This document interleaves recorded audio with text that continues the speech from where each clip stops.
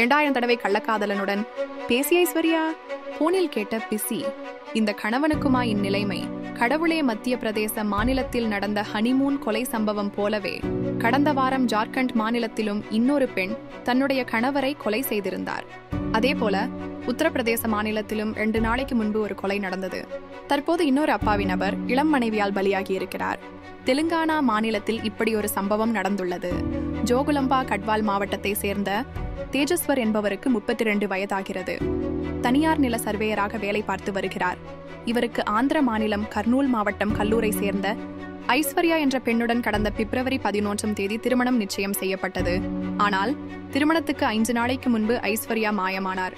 இது குறித்து குடும்பத்தினர் விசாரித்த போது கண்ணூரில் செயல்பட்டு வரும் பிரபல வங்கியில் பணிபுரியும் கேஷியருடன் ஐஸ்வர்யாவுக்கு காதல் இருந்தது தெரிய வந்தது. எனவே கேஷியரன் ஐஸ்வர்யா சென்றிருப்பார் என்று நினைத்து கல்யாணத்தையும் குடும்பத்தினர் நிறுத்திவிட்டனர். யாரையும் காதலிக்கவில்லை. இந்த விஷயம் கேள்விப்பட்டதுமே ஐஸ்வர்யா திடீரென வீட்டிற்கு வந்தார். தன்னுடைய வருங்கால கணவருக்கு போனை செய்து, நான் யாரையும் காதலிக்கவில்லை, வரதட்சணையை என்னுடைய அம்மாவால் தர முடியவில்லை, அவர் படும் அவஸ்தையை சகிக்க முடியாமல் என்னுடைய தோழி வீட்டுக்கு சென்று விட்டேன், ஆனால் நான் காதலிப்பது உங்களை மட்டும்தான் என்று கண்ணீர் வடித்து சொன்னார். ஐஸ்வர்யா இப்படி பேசியதுமே தேஜஸ்வர் மனம் இறங்கினார். தன்னை ஐஸ்வர்யா காதலிப்பதை அறிந்து மகிழ்ச்சியடைந்தார். பிறகு இருவருக்கும் கடந்த 17ஆம் தேதி திருமணமும் நடந்தது. ஆனால் சில நாட்களிலேயே ஐஸ்வர்யாவின் நடத்தையில் தேஜஸ்வருக்கு சந்தேகம் கிளம்பியது. தான் வீட்டில் இல்லாத போது யாருடனோ மணிக்கணக்கில் ஐஸ்வர்யா பேசி வருவது தெரிந்தது. பிசி லைன் எப்போது போன் செய்தாலும் லைன் கிடைக்காமல் போனதால் இது குறித்து தேஜஸ்வர் ஐஸ்வர்யாவிடம் கேட்டுள்ளார். அதற்கு ஐஸ்வர்யா மழுப்பலான பதிலை சொல்லவும் தம்பதிக்குள் தகராறு வெடித்துள்ளது. இப்படிப்பட்ட சூழலில் 5 நாட்களுக்கு முன்பு வீட்டை விட்டு போன தேஜஸ்வர் மீண்டும் வீடு திரும்பவில்லை. இதனால் சந்தேகமடைந்த அவரது பெற்றோர் போலீசுக்கு ஓடினார்கள். ஐஸ்வர்யா மீது சந்தேகம் இருப்பதாகவும் புகாரில் குறிப்பிட்டனர். இதையடுத்து போலீசார் ஐஸ்வர்யாவை பிடித்து விசாரணை மேற்கொண்டனர். அப்போதுதான் கூலிப்படையை ஏவி கணவரை கொலை செய்தது அம்பலமானது. துப்புரவு பணியாளர், அதாவது ஐஸ்வர்யாவின் அம்மா கர்னூலில் உள்ள பிரபல வங்கியில் துப்புரவு பணியாளராக வேலை செய்து வந்திருக்கிறார்.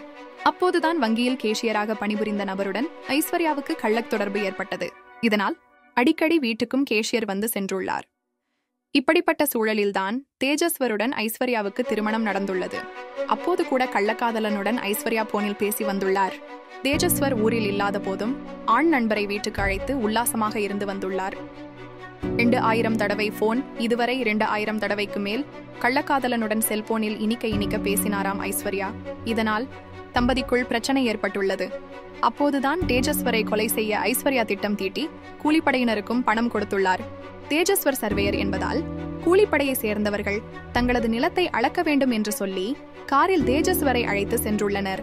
வந்த நபர்கள் நிலம் அளக்க வேண்டும் என கூறி தேஜஸ்வரை காரில் அழைத்து சென்றிருக்கிறார்கள்.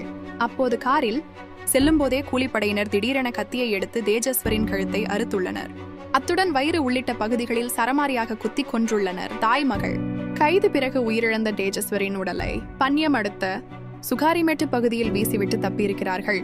இவ்வளவும் போலீசாரிடம் வாக்குமூலமாக ஐஸ்வர்யா கூறியிருக்கிறார். அது மட்டுமல்ல, இந்த கொலைக்கு ஐஸ்வர்யாவின் அம்மா சுஜாதாவும் உதவி செய்தாராம். இப்போது போலீசார் வழக்கு பதிவு செய்து சுஜாதா, ஐஸ்வர்யா என தாய்மகள் இருவரையுமே ஜெயிலில் அடைத்துள்ளனர். அந்த பேங்க் கேஷியர் இப்போது தலைமறைவாக உள்ளாராம். அவரையும் தேடிக் கொண்டிருக்கிறார்கள். கடந்த 17ஆம் தேதிதான் திருமணம் நடந்துள்ளது. அதற்குள் இப்படி ஒரு கொடுமை நடந்திருப்பது ஆந்திராவை உலுக்கி எடுத்து வருகிறது.